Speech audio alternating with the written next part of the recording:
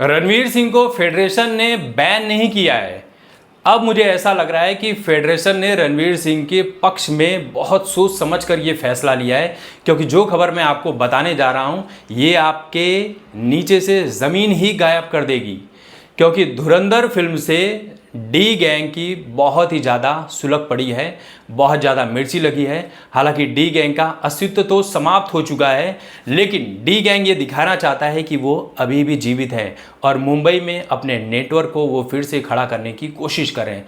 दरअसल दिल्ली में कुछ लोग पकड़े गए और पूछताछ, कुछ लोग मतलब आतंकी ही पकड़े गए और उनसे पूछताछ में जो चीज़ें सामने आई है वो वाकई बहुत ज़्यादा दिल दहला देने वाली है और वो मुंबई और दिल्ली शहर को दहलाने की कोशिशें भी करी थी, ठीक वैसे ही जैसे डी गैंग ने साल 1993 में मुंबई में सीरियल बॉम्ब ब्लास्ट किए थे। अब कहानी देखिए क्या होता है। डी गैंग यानी दाऊद इब्राहिम, धुरंधर फिल्म में दाऊद इब्राहिम को जिस तरह से दिखाया गया है उस तरह से डी गैंग वाले चिढ़ गए हैं। उनका कहना है कि दाऊद को जिस तरह से बीमार, लाचार, बेबस, असहाय दिखाया गया है, एक रोगी की तरह दिखाया गया है कि वो बस मरने ही वाला है। और फिल्म में जो किरदार है राकेश बेदी का, जमील जमाली का, वही जहर देता है, तो इस बात से चिढ़ा हुआ है। तो मुन्ना झिंगाड़ा नाम का डी गैंग का एक गुर्गा है जो सदस्य है, वो मुंबई में जमा कर रहा है लोगों को और उनको पता भी नहीं है कि उनका इस्तेमाल किस तरह से आतंकी गतिविधियों में किया जाने वाला है। आपने देखा कि और इसका सहारा किस तरह से लिया जा रहा है पता है आपको? मुंबई के बांद्रा में जो स्टेशन के पास गरीब नगर का झोपड़पट्टी था उसे पूरी तरह से तोड़ा गया, साथ में एक मस्जिद बनी हुई थी उसे भी तोड़ दिया गया।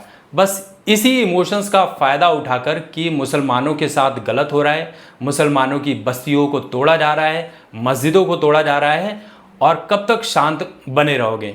तो बहुत सारे लोगों को जमा किया गया था, बहुत सारे लोगों को ट्रेनिंग दी जा रही थी, हालांकि उनको पता भी नहीं था। ठीक वैसे ही जैसे आपने ब्लैक फ्राइडे फिल्म में देखा है, जो कि पूरी सत्य घटना पर आधारित फिल्म है, अनुराग कश्यप की फिल्म है। जब आप उस फिल्म को देखेंगे तो आपको सब समझ में आएगा। 1992 में अयोध्या में बाबरी मस्जिद गिराई गई थी और उसका बदला जो हुआ, मुंबई में दंगे हुए। मुंबई में दंगे हुए तो हिंदू मुस्लिम दोनों ही मारे गए।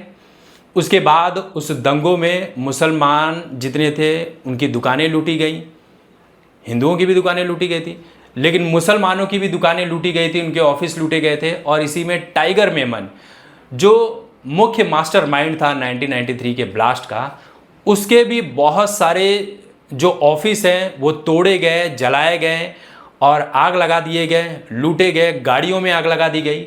और इसी बात का बदला लेने के लिए उसने मुसलमानों को भड़काना चालू किया। जैसे बादशाह खान वगैरह दिखाया गया है ब्लैक फ्राइडे में, ये सब रियल किरदार हैं। उनको भड़काया गया कि कब तक पुलिस के भरोसे और सिस्टम के भरोसे बैठोगे, तुम्हें इंसाफ नहीं मिलेगा, तुम्हें हथियार उठाना पड़ेगा, हम मुसलमान कब तक शांत बैठेंगे। उसके बाद भड़काया जाता है, सारे मुस्लिम को एक्टिव किया जाता है, मुंबई में सीरियल ब्लास्ट किए जाते हैं। टाइगर मेमन तो अपने कुछ लोगों के साथ चला गया पाकिस्तान, दुबई चला गया, वो आज भी जीवित है, सेफ है। लेकिन जिन मुसलमानों का प्रयोग बॉम्ब ब्लास्ट के लिए किया गया था, या तो उनको उम्र कैद हो गई या तो उनको फांसी की सज़ा हो गई और उनका पूरा परिवार बर्बाद हो गया। ठीक इसी तरह से मुंबई में एक बड़ा ब्लास्ट करने की साजिश अब रची जा रही है। तो ये रची इसलिए जा रही है क्योंकि दाऊद गैंग का जो नाम है खराब हुआ है, उसको फिर से एक्टिवेट करना है कि दाऊद जिंदा है। ये तमाम खबरें सोशल मीडिया से लेकर मीडिया में चल रही हैं, शायद आपको नहीं पता है तो मैंने बता दिया।